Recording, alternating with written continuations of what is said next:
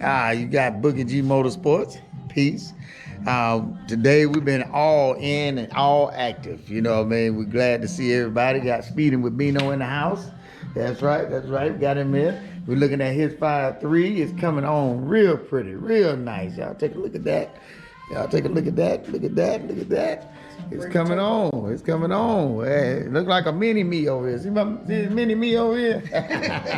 Look like I'm gonna be the mini me, you know. But we've been working hard. He got his motor together. Got it up to a long block.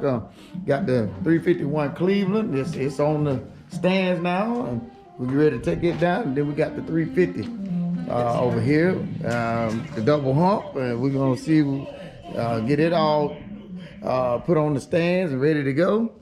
And so we're getting ourselves all ready to build some motors around here, get some fast stuff coming out of the shop.